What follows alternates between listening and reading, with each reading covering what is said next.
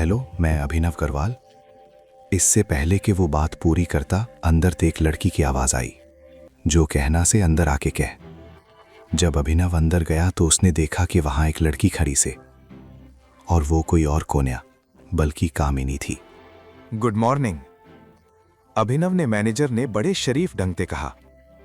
Manager ने उसे एक पल घूर के देखा और बोला, मुझे यो सब फॉर्मेलिटी पसंद कोन्या से, सीधा पॉइंट पे आता सो। तन्ने केल आगरा से हमने कंपनी मजाकरण के लिए खोली से। सर मैं समझा कोन्या, अभिनव ने आंख झपकते हुए कहा। मैनेजर ने फिर उसे घूरा और बोला, अच्छा अभी समझाता सो। इतना कह के उसने टेबल के ड्रॉर में हाथ डाला और एक एनवेलप निकाल के अभिनव की तरफ बढ़ा दिया। अभिनव ने एनवेलप खोला, अंदर एक लेटर था। लेटर पढ़ के वो हैरान हो गया और मैनेजर की तरफ देख के बोला, आप मन ने नौकरी ते निकाल रहे हो। यो सुनते ही मैनेजर के चेहरे पे मुस्कान आ गई। वो बोला, के बात से? मन ने तो लगा था तन्ने पढ़ना भी कोने आता होगा, पर अच्छा से कि तन्ने खुद ही पढ़ लिया। मैं अपने मुंह ते कोन्या कहना चाहता था, पर तेरी मनमानी हद से ज्यादा बढ़ गई थी, इसलिए मन ने तन्ने निकालना पड़ रहा से। अभिनव ने गुस्से में पूछा, तन्ने इस बारे में अकरम ने बताया? उनका नाम अकरम कोन्या से, अकरम सर से, और मन ने ऐसे छोटे मोटे डिसीजन लेने के लिए उन तक पूछना ना पड़ता। मैं इस कंपनी का मैनेजर हूं और इतनी पावर तो मेरे हाथ में भी से कि अगर कोई बंदा काम ना कर रहा हो तो मैं अपने तनीचे के उस बंदे ने जब चाहूं तब फायर कर सकता सूं। यो सुनते ही अभिनव ने हंसी आ गई, पर उसने अपने आप ने रोक लिया और बोला, सीरियसली मैं काम ना कर रहा था? तन्ने मन ने इसलिए फायर किया या कामिनी ने तन्ने मेरे खिलाफ भड़का दिया? इसलिए तू कहना के चा वैसे मैं किसी के बहकावे में आने वाला दिखू सू? मैनेजर ने गुस्से में अपना हाथ टेबल पे पटकते हुए कहा। अभिनव ने उसे एक पल तक देखा और बोला, आप मैनेजर हो और मैनेजर ने गुस्सा ना करना चाहिए, पर आपने फिर भी गुस्सा किया क्योंकि मन ने सच कहा। मेरा सच आपके छुपाया ना गया, तो फिर आपने यो क्यों किया? आपसे जूनियर छोरी की बाता में आके मन ने यो लेटर थमारे हो। आप इस छोरी ने शायद ना जानते हो, पर मैं इसे घना अच्छे ते जानू सू।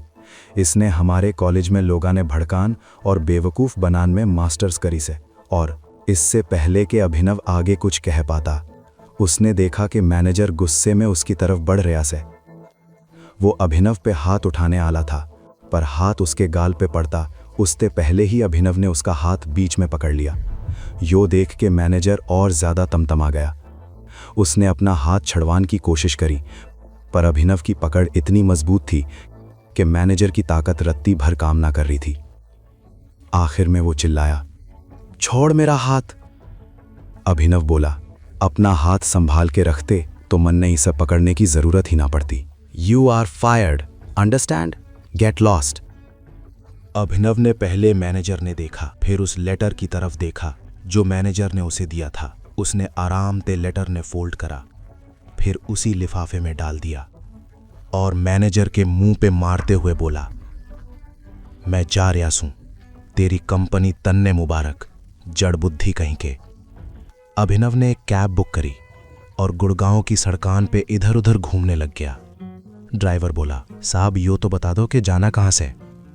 जब ड्राइवर ने यो सवाल पूछा तो जवाब में अभिनव बोला, जहां जाना था वहां ते तो हटा दिया गया सो। ड्राइवर बोला, मैं समझा ना, बस गाड़ी चलाते रहे। ड्राइवर कुछ देर तक इधर उधर गाड़ी चलाता रहा, पर अचानक उसने बीच रोड पे गाड़ी रोक दी। उसने देखा कि सड़क के बीच एक बैरिकेड लग्या से। उसके आसपास कुछ लोग खड़े से जो हर गाड़ी ने मुड़ने का इशारा कर रहे से। ड्राइवर ने गहरी सांस लेके कहा, सर अब तो बता दो कहां जाना से? अगर उस पार जाना हो तो राइट ले लूं, नहीं तो यू टर्न ले लूं। अभिनव ने कोई जवाब ना दिया। उसकी नजर तो दूर खड़ी एक महंगी सी गाड़ी पे टिकी हुई थी, जिसका दरवाजा एक आदमी ने पकड़ रखा था। उसमें ते एक लंबा चौड़ा सा आदमी आंखा पे चश्मा लगा के बाहर आया।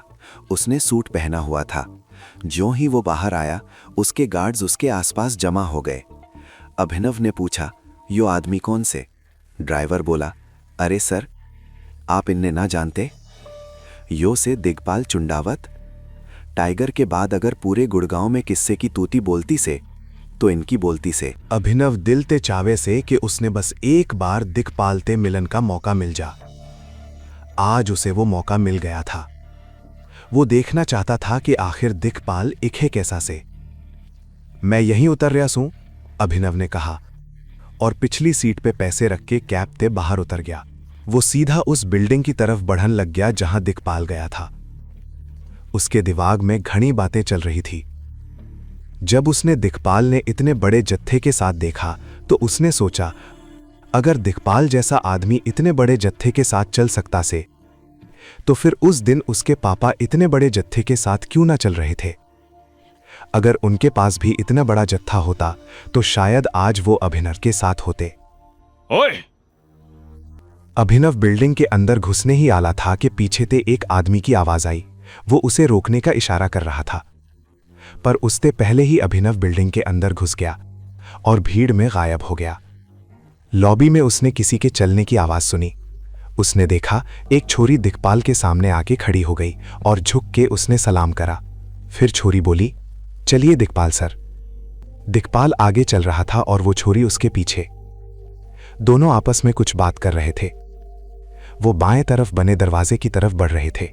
अभिनव ने भी उनके पीछे जान का मन बना लिया, पर इससे पहले कि वो दिखपाल का पीछा करता, एक हाथ ने उसके कंधे ने जकड़ लिया और तन्ने के लगे से, तू जासूसी करेगा और मन ने पता ना चलेगा।